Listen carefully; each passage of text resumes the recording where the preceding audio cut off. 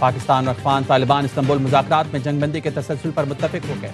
एलामिया जारी। तुर्की और कतर के सालिसी में पाकिस्तान और अफगान तालिबान वक्त के मुज़ाकरात इख्तिताम पजीर। तुर्की वज़ारत ख़ारजा के एलामी के मुताबिक मुज़ाकरात में फ़रीक़ैन ने जंगबंदी के तसलसल पर इत्तेफाक किया। अमन के क़याम के लिए मॉनिटरिंग और तस्दीकी निज़ाम कायम करने पर इत्तेफाक। मुआहदे की खिलाफ वर्जी करने वाले फरीक पर पेनल्टी आयद होगी।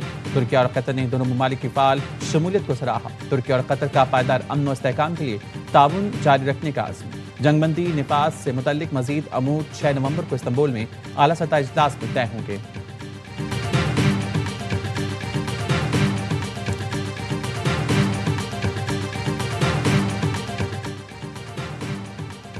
वज़ारत ख़ारजा तुर्की के एलामी में पाकिस्तान के मौक़िफ़ की तायद की। पाकिस्तान के वफ़द ने दलाइल के साथ मुकदमा पेश किया।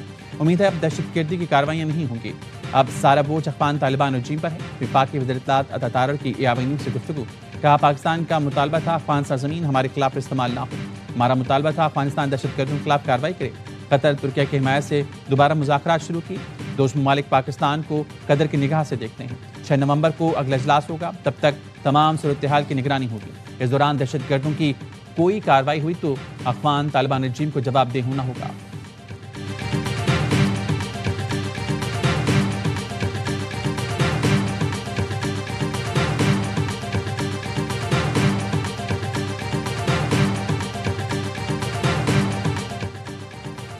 वज़ीर मुमलिकत अमूर दाखिला तलाल चौधरी ने कहा है, पाकिस्तान ने मुज़ाकरात में असूली मौक़िफ़ पेश किया। पाकिस्तान के असूली मौक़िफ़ पर इत्तेफाक न होता तो मामला आगे न बढ़ता। मुज़ाकरात बेनतीजा खत्म हुए तो हमारा वफ़द पाकिस्तान वापस आ रहा था। मेज़बान के इसरार पर वफ़द वहीं रुका और मुज़ाकरात जारी रखे। पाकिस्तान के असूली मौक़िफ़ की वजह से मुज़ाकरात में ब्रेक थ्रू हुआ। एक दूसरे की खुद मुख्तारी का एहतराम किया जाए तो ताल्लुकात अच्छे हो सकते हैं। मज़ीद पेशरफ़्त के लिए कुछ चीज़ें और तारीख तय कर दी गई है। उम्मीद है चीज़ें मस्बत तरीके से आगे बढ़ेंगी। पाकिस्तान के अवाम और अमन हमारी रेड लाइन है।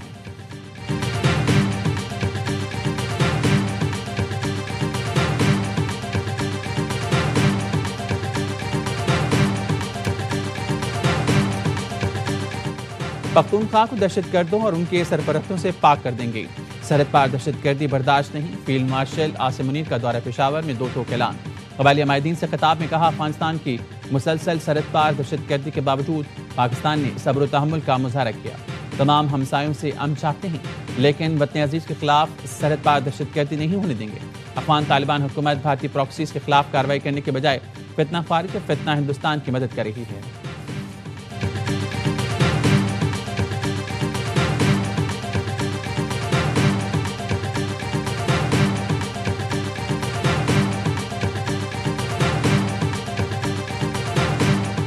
केपी काबीना के लिए 10 वज़रा, 2 मुशीर और 1 मामले खुसूसी का नाम फाइनल। ज़राए ने बताया, सूबाई वज़रा की हल्फबरदारी आज गवर्नर हाउस पेशावर में होगी।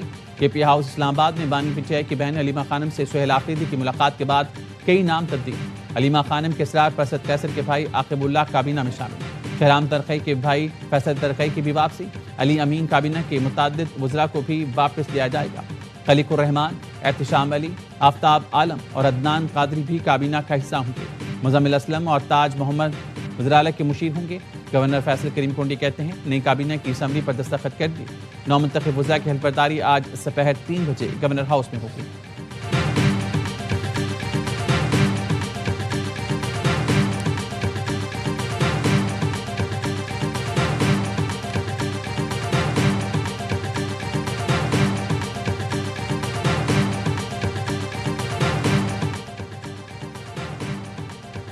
सऊदी अरब पाकिस्तान के लिए सब कुछ करने को तैयार। सऊदी वली अहद मोहम्मद बिन सलमान ने कहा, आप फिक्र ना करें, हम पाकिस्तान के बच्चों को प्रियॉरिटी ट्रेनिंग देंगे। पाकिस्तानी बच्चों के लिए नया रास्ता खुल रहा है। शहबाज शरीफ का वज़ीर-ए-आज़म यूथ लैपटॉप स्कीम 2025 की इफ्तिताई तकरीब से खिताब।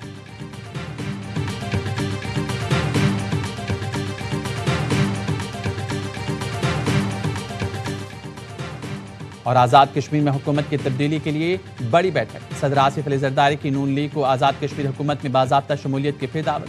वज़ीर-ए-आज़म शहबाज शरीफ ने कहा, मुशावरत की बात बताऊंगा। वज़ीरा के कहने मुलाकात में मुशावरत का सिलसिला जारी रखने पर इत्तेफाक किया गया। मुलाकात में बिलावल भुट्टो, नवीद कमर, राजा परवेज़ अशरफ, शहरी रहमान की शिरकत। मोहसिन नकवी, राना सनवाला भी मौजूद थे। बाजोड़ में नूर वली का नायब और फितना खवारिज की रहबरी शुरा का सरबराह मारा गया। सिक्योरिटी फोर्सेज ने पाक अफगान सरहद पर दरअंदाजी की कोशिश नाकाम बना दी। इंतहाई मतलूब खारजी अमजद उर्फ मज़ाहिम समेत 4 दहशतगर्द मारे गए। हला खारजी कमांडर तवील अरसे से अफगानिस्तान में रूपोश था। सर की कीमत 50 लाख रुपए मुकर्रर थी। बलूचिस्तान में 2 मुख्तलिफ इंटेलिजेंस बेस्ड ऑपरेशन। भारतीय प्रॉक्सी फितना हिंदुस्तान के 18 दहशतगर्द जहन्नम से। ISPR के मुताबिक 28 और 29 अक्टूबर को कोयटा के इलाके चिल्तन में 14 दहशतगर्द मारे गए।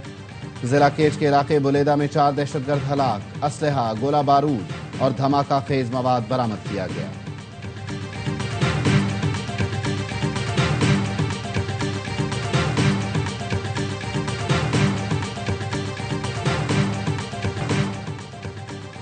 आज़ाद कश्मीर में हुकूमत की तब्दीली के लिए इस्लामाबाद में बड़ी बैठक। सदर जरदारी और वजीर आजम शहबाज शरीफ की अहम मुशावरत। सदर जरदारी ने नून लीग को आज़ाद कश्मीर की नई हुकूमत में शमूलियत की बाज़ाबिता दावत दे दी।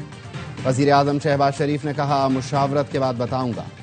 ज़राए का कहना है मुस्लिम लीग नून की तरफ से कोई बाज़ाबिता जवाब नहीं दिया गया।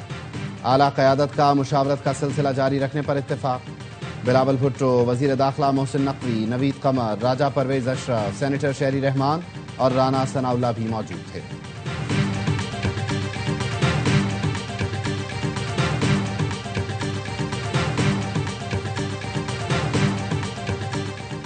NCCIA की डेप्यूटी डायरेक्टर उस्मान अहमद को FIA लाहौर ने गिरफ्तार कर लिया। करप्शन और इख्तियारात के नाजायज इस्तेमाल का इल्जाम। डेप्यूटी डायरेक्टर NCCIA ने लापता होने की वजूहात भी बता दी। उस्मान अहमद ने बताया, साथियों के खिलाफ इंक्वायरी चल रही थी, डर कर छुप गया था।